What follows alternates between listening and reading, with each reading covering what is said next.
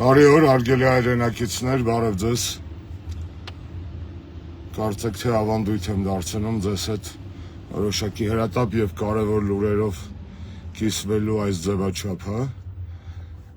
Եվ այսօրվա մեր եթերը վերնագրել եմ կոռուպցիա կա կոռուպցիա։ Հայաստանում կոռուպցիայի թարմ տվյալների մասին ուզում եմ ձեզ հետ կիսվել։ Մի քանի վայրկյան ոտներս կախկցենք մինչև մեր հանդիսատեսը լսարանը մեզ միանա։ Եվ այսպես, սիրելի հայրենակիցներ, այսօր առավոտյան լույս է տեսել միջազգային, տրանսազգային հասարակական կազմակերպության համաշխարհային մասշտաբի հայտնի Transparency International կառույցի տարեկան հերթական զեկույցը կոռուպցիայի ընկալման վարկանիշի մասին, ինդեքսի մասին իրականում, եւ սա այն կազմակերպությունն է, որը որ տարիներ շարունակ եւ մեր իշխանության օրոք եւ հիմա տարբեր երկրների հետ կապված իրականացնում է կոռուպցիայի ընկալման չափումներ եւ հրապարակում է իրենց տվյալները տարեկան զեկույցով։ Որպեսզի հասկանաք, որ սա կարևոր կառույց է կամ կարևոր զեկույց է, հիշեցնեմ, որ տարիներ առաջ, երբ որ Հայաստանը կտրուկ հետընթաց ապրեց կոռուպցիայի ընկալման ինդեքսով, Նիկոլի իշխանության օրոք, Նիկոլը դրա մասին խոսեց եւ կառավարության նիստին եւ հետո նիստից հետո օրեր անց հրավիրեց ինչ-որ անիմաստ հերթական խորհրդատվությունը, քննարկումները այն մասին, թե ինչ անենք, որ Հայաստանում կոռուպցիան վերանա։ Այսինքն սա համբավ ունեցող, որոշակի հեղինակություն ունեցող աշխարհում մեկ հայտնի կառույց է եւ կոռուպցիայի հետ կապված տարբեր երկրներում համարվում է հիմնական անկախ չակերտների մեջ անկախ կառույցը, ինչու չակերտների մեջ անկախ, որովհետեւ նման տրանսնացիոնալ ՀԿ-ները իրականում մաս են կազմում գլոբալ աշխարհակարգի վրա ազդեցություն ունեցող քաղաքական նշանակության նաև ազդեցություն ունեցող շրջանակների եւ մշտապես լինում են ամենայն դեպս կողմնակալ։ Դա եղել է մեր իշխանության օրոք, նաև որ ժամանակ իհարկե եղել է կոռուպցիա, ինչպես նաև սրանց օրոք կա եւ կլինի կոռուպցիան կա բոլոր երկրներում, կառավարություններում։ Խնդիրը հետեւյալի մասին է, թե որքանով է այս գործիքը օգտագործվում գեոպոլիտիկ նկատառումներից ելնելով, որքանով են այդ չափումները օբյեկտիվ եւ այդ պայի դրությամբ նման զեկույցների գլոբալ տերերը ինչ են ուզում ձեզ լսեցնել։ Մի խոսքով, վերադառնում ենք նիկոլական Հայաստան, ուրեմն կոռուպցիայի ընկալման ինդեքսով այս տարի Հայաստանը ուշադրություն հետընթաց է արձանագրել, հերթական անգամ մենք ունենք հետընթաց, ինչը վկայում է այն մասին, որ Հայաստանում ոչ միայն կա կոռուպցիա, ինչպես տարբեր երկրներում, կոռուպցիոն պայքարը Նիկոլի, այսպես ասած, հռչակված պայքարը իմիտացիոն է, անարդյունավետ է եւ բացի նրանից, որ մեր կենցաղում բոլորս գիտենք այդ կոռուպցիայի մասին, տեսնում ենք այդ բոլոր քպայականների դո եւ պոսլե նկարներից զռում է, այսպես ասած, կոռուպցիան, նրանց հայտարարագրերից է զռում այդ կոռուպցիան, մեր կենցաղում փոքր քաղաք է, փոքր երկիր է, բոլորը ամեն ինչ գիտեն, կոռուպցիան այնքան շատ է, որ արձանագրված է նաեւ Transparency International-ի այս տարվա զեկույցում։ Ավելին ասեմ ձեզ, ակնհայտ է, չէ, որ Նիկոլենց այսօրվա տերերը, գեոպոլիտիկ տերերը ուղղակի առնչություն ունեն նման միջազգային կառույցների վրա, առնչություն ունեն նրանց հետ, ազդեցություն են նրանց զեկույցների վրա։ Նիկոլը իրականացնում է վերջին շրջանում բացահայտ իրենց համար ընդունելի, հաճելի, այսպես ասած, իրենց կողմից ղեկավարվող արտաքին եւ անվտանգային քաղաքականություն, այսինքն բոլոր հիմքերը կային, որ Նիկոլի գլուխը շոյային, ասեն դե մեր ՀԿ-ներն են, այս անգամ էլ աչք կփակենք քո խայտարակ ցուցանիշների վրա, բայց պատկերացրեք ինչքան բարձր է եղել կոռուպցիայի ընկալման եւ կոռուպցիայի մակարդակը Հայաստանում, որ նույնիսկ Նիկոլի գեոպոլիտիկ տերերը, որոնց ձեռքերում են նման զեկույցների վրա ազդեցությունը, չեն ցանկացել մխտրվել եւ բացահայտ չեն նկարել, իհարկե լի նկարած է, բայց բացահայտ չեն նկարել բարձր գնահատականներ եւ լավ ցուցանիշներ Նիկոլի համար եւ մի քիչ էլ իրենց երեստ են պահել, որովհետեւ ամբողջ ժողովուրդը խոսում է նիկոլական կոռուպցիայի մասին եւ այդ միջազգային կառույցը վստահ եմ չէր ուզենա իր տարիներով վաստակած անաչառ ՀԿ-ի իմիջը մատաղ անել Նիկոլի փողասեր եւ շիրոտ, այսպես ասած, փողի նկատմամբ անոչ անտարբեր քաղաքական կերպարի համար մատաղ չէին անելու իրենց։ Ինչևէ, Հայաստանի կոռուպցիայի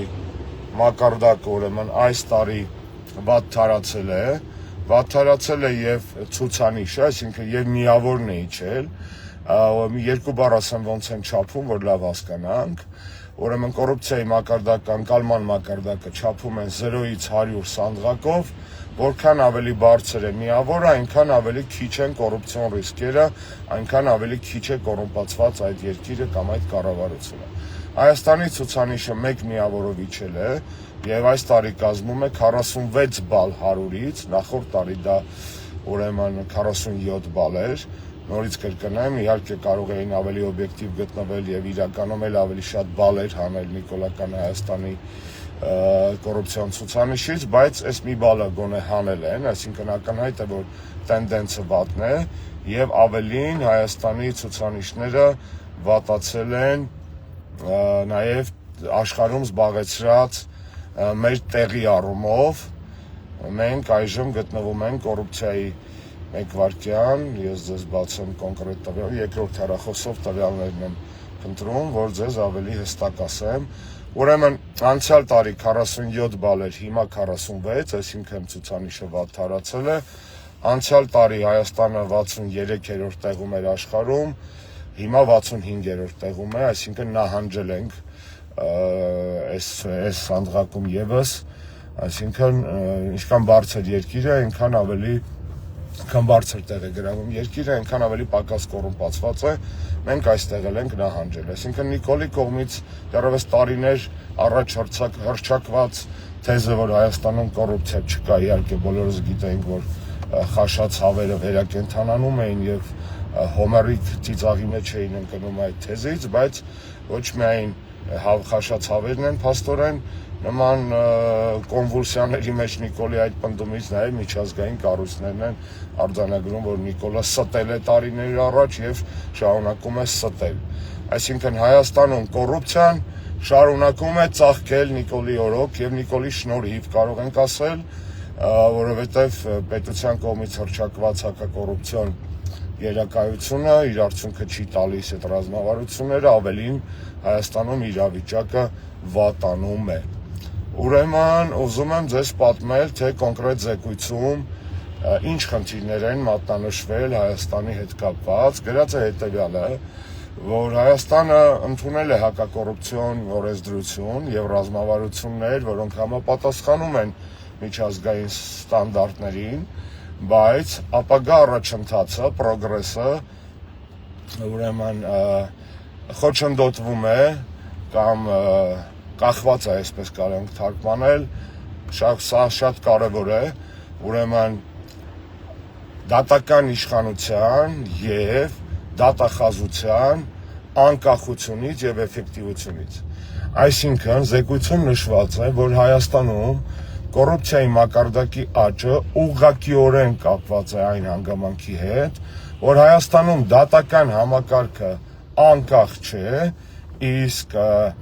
դատախազությունը եւ անկախ չէ եւ էֆեկտիվ չէ, թե դատախազությունը, թե ուրեմն դատական համակարգը առհասարակ։ Սա ինչով է կարևոր, սա կարևոր է հասկանալու համար, թե որքան շահկապված են երկրում բոլոր խնդիրները, որովհետեւ եւ դատախազության եւ դատական համակարգի դերակատարությունը ֆատալ է, այսպես ասած, որոշիչ է եւ ճակատագրական Հայաստանում նաեւ ժողովրդավարության հետընթացի, մարդու իրավունքների բազմաթիվ խախտումների եւ որպես դրա հակապսակ եւ հակաթակ երկրում առ այսօր արկա տասնյակ քաղբանտարկյալների տեսքով։ Այսինքն կախյալ դատական համակարգը եւ կախյալ դատախազությունը ստեղծում են հիմքեր թե կոռուպցիայի համար, կոռուպցիայի զարգացման համար, թե ստեղծում են հիմքեր Հայաստանում ժողովրդավարության հետագա ոտնահարումների եւ քաղաքական բանտարկյալների առկայության համար։ Սա կարևոր է հասկանալ, որովհետեւ այո, նիկոլական Հայաստանում իրավապահ համակարգը առհասարակ 4-րդ իշխանությունը մասնավորապես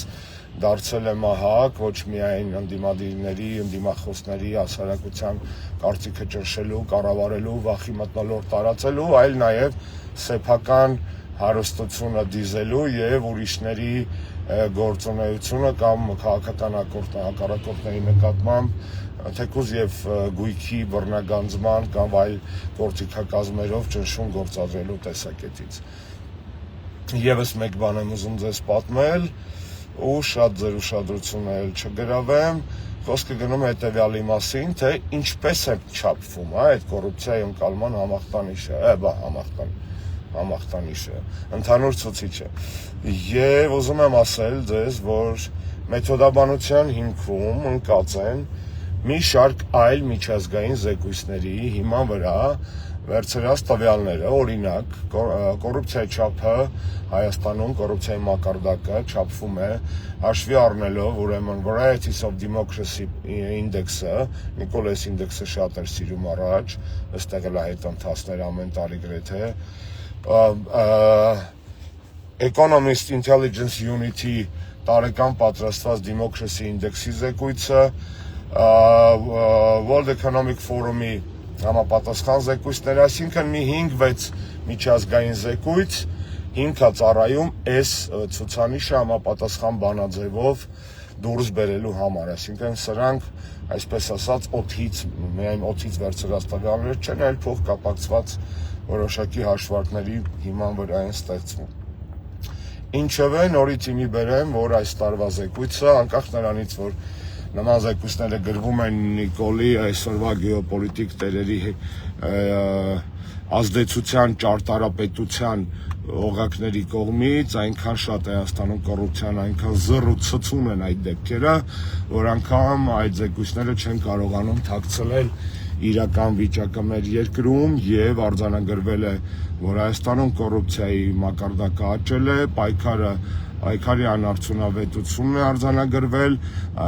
հիմքում ընկած է դատական համակարգի կախյալությունը եւ ոչ էֆեկտիվությունը, եւ Հայաստանը նահանջել է ոչ միայն բացարձակ ցուցանիշով, այլև աշխարհում զբաղեցրած, այսպես ասած, իր տեղով։ Սա է նիկոլական Հայաստանի ընդամենը մեկ ոլորտում մեկ փոքրիկ, չնայած կոռուպցիայի մասով նիկոլական կոռուպցիայի մասով դժվար է ասել փոքրիկ, բայց գոնե մի ոլորտի մասին է խոսքը եւ այսպես գրեթե բոլոր ոլորտներում։ Հնարավորինս լավ օր եմ ձեզ մաղթում եւ ազատություն բոլոր քաղբանտարկյալներին։ Կոռուպցիա կա կոռուպցիա, Նիկոլ։